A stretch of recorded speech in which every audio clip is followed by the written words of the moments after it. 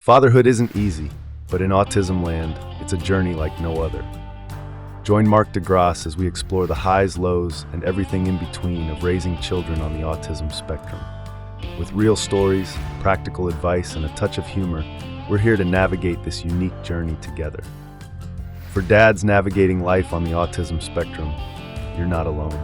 Hey everyone, welcome to the Dads and Autismland podcast. I'm Mark de Grasse, the host of the show, and today we're talking about a term, the R word, or the word retarded. It's a term that if you do have a special needs child or son or daughter, you may have encountered before.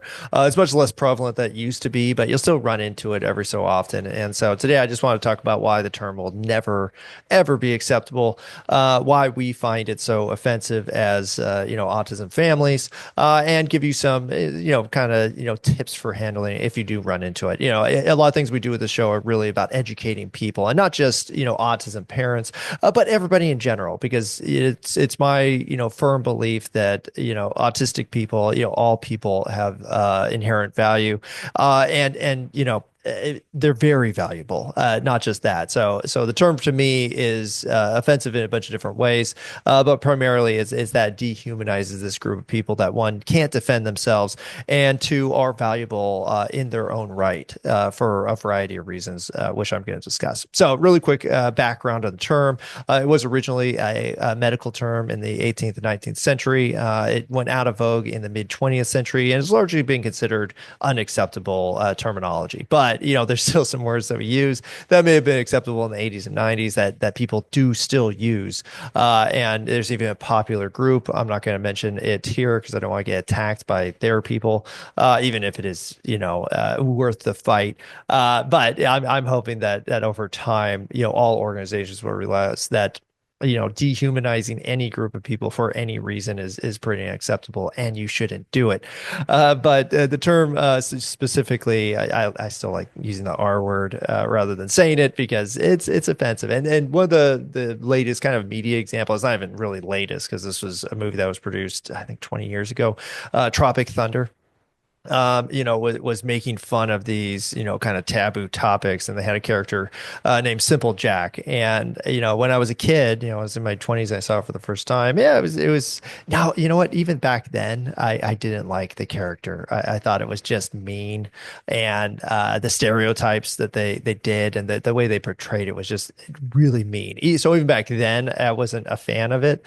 And even though I liked, some aspects of the rest of the movie, it was just between the character and their use of that word. Now I can't watch any parts of the movie because it's so offensive to me. And it's really for the dehumanizing factor where you're taking something, that is a true disability and saying like, this is just a funny thing that we're going to joke about. And even after, they kind of came to terms with it and you had, an interaction between a blackface actor, and then also the actor that played Simple Jack in the movie, and he's saying like, "Oh, you never go full R word." Like there was some kind of acceptable way to portray this disability, and that actually even made it so much worse. Where it was like, okay, now you just put it on display, and then now you're going to double down on that by saying that the acceptable way to do this.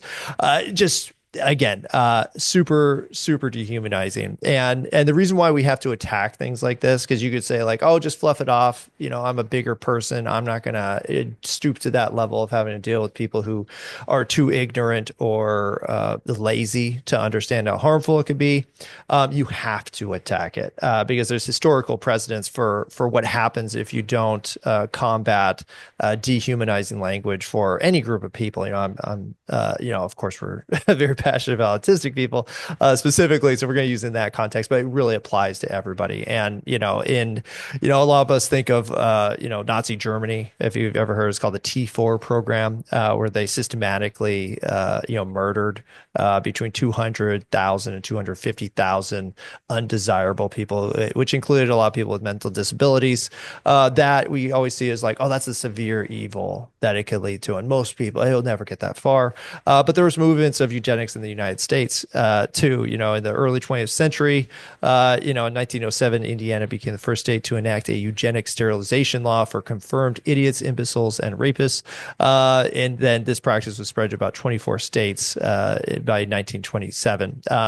Eugenics is another thing we think about sometimes. It happens around here, and the systematic elimination of a population just because you don't think they have value is not good. You could say whatever. I hate that they put rapists in there because rapist is that's a decision somebody made to do that torturous act on another individual. Somebody who's born with a disability did not choose this, and that's really the crux of why I find it so offensive because one, these people, our autistic children didn't choose to be, have the situation that they're in. They were born into it. They have no understanding of anything outside of it. And then two, they can't defend themselves. And if you're a righteous, good man, there's nothing too much more infuriating. Like in terms of, because I'm personally a pacifist. I hate violence in pretty much all forms. But in that, man, it's just like it just lights a fire. Seeing somebody who can't defend themselves and then you're a witness to it, it's like you have to do something about it. So that's kind of where I came up with the idea for this episode specifically, because I'm just like you can't be good and allow that to go on. And so, I'm giving these extreme examples of what it could lead to in the past. There's even something called the ugly laws, where allow police to arrest and jail people simply for being disfigured or having a visual disability. I mean, that was again the 1860s, but again, if we forget history, we're doomed to repeat it. And so even though, some of those examples are kind of dramatic, it's very important for us to shut it down. And because essentially what it does, again, is it dehumanizes the population. It takes something that's a real thing and turns into a joke that other people could laugh at. And that's why, again, with my example of Tropic Thunder is so important, I think, because if you made that standard and you said like it's okay to make fun of this, which if you could talk to them and they could all agree that it's okay for you to make fun of this, maybe. But the term doesn't just dehumanize and devalue the autistic community. It also devalues everybody who supports the autistic community. And so it's saying that, hey, the caregivers, the dad, mom, the families that are supporting the autistic person, the therapists, the doctors, the support groups out there that maybe raise funds, like it devalues all of them. Like it's not a small thing that you're doing. And again, it's if we could just have people kind of understand what's actually happening when you do this, then hopefully they'll make a decision to do that. And if they don't, and they don't stop, then we have to make sure that they know that we personally find it unacceptable for them to do it. So again, we're protecting the vulnerable. We're protecting the people who are supporting the vulnerable. And honestly, I don't think there's a more respectable thing you could do than help stop that. And so if you do hear it, say something about it. It's and it could be tough because a lot of us see like, oh, it's some jerk, and you always see that scene in the bar, like, oh, some jerk in the bar. The good man stands up and takes care of business. That's not the situation typically. It could be just an uncle, like your friendly uncle who's great 99% of the time, and then uses that word. And so I think it's again important for us as autism dads to not just go off the handle, even if internally we're feeling that struggle, but to again look at it from the other perspective. Think about how you were before you had autistic kids. Not to say you were like that, but we're all stupid in our early years. It's people can change, just because you were like that in the past doesn't mean you're like that now. But remember that, and so maybe help people understand that it does hurt a lot. And it doesn't matter why you think it shouldn't or why the other group thinks it shouldn't hurt you. It just does. And so we need to educate them and say, hey, this is why this is harmful. And you can give historical context of, if you continue to lead down this path of disrespect, that it could lead to much, much worse things, especially as you're educating your children who may not have your historical understanding of what came in the past. And I'm talking about your neurotypical kids. If they say like, "Oh no, it's just a funny word," you have to say something about it. In terms of specifically how to do it. I usually just say like, "Hey, I have an autistic son," and that word's offensive. I'm pretty direct just because why not? And then they could fight back. But in that case, they're fighting for the bad guys. So usually if you're talking to somebody, that you want to be around, then it usually is not even a big deal. You just have to speak up.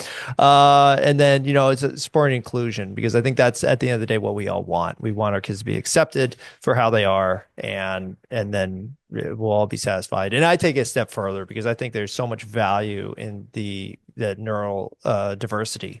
If you really think of like, how do you improve things? It's really hard to improve things that are all the same, right? You can't even see the possibilities because everything's exactly the same. And so if you have something that's totally different, if you can understand why that, I'm just talking about concepts in general, why that concept is so different and how it happened, then how much more understanding will you have of what normal is, or what is possible for everyone in terms of, in this case, your experience of life, and your understanding of how the brain works. And so I think, that autistic people and special needs people in general have such a wildly different experience than what's considered normal, that they should be, one, protected 100%, and two, understood as much as possible. So, studied in terms of condition. And I'm not talking about fixing them, because of course we want cures for things that we think need to be cured.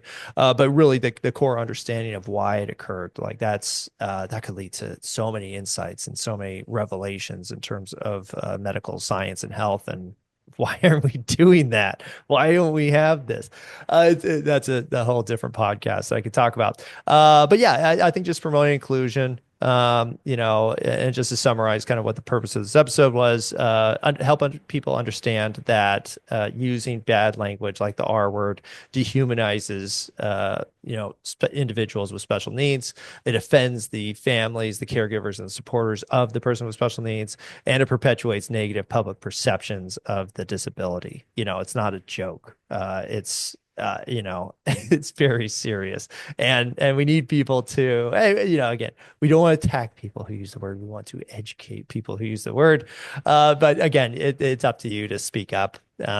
Just like you advocate for your son all the time. This is just another situation. And again, it happens way less frequently than I would say even like a few years ago. Like it's much less frequent. But the more, understanding, but yeah, always guarding against it. We think there's no job that's done. The job's done when you're not around anymore. That's the answer for that. So we gotta keep on working and just keep an eye out for it. Keep our kids safe. So that's it for today's episode. I hope this clarified things. If you have ever used the R word before, it could lead to genocide. If you want the extreme version. And the not extreme version, it really hurts us as autistic fathers. We hate hearing that term, and we definitely don't need to get into quarrels with anybody or any kind of violence that could leave us incapacitated, because we have to be on our game for the rest of our lives. So don't put us in danger either. And that's it. So hopefully you got something out of this. Appreciate you listening. Tune in next time for some more Dads in Autism Land.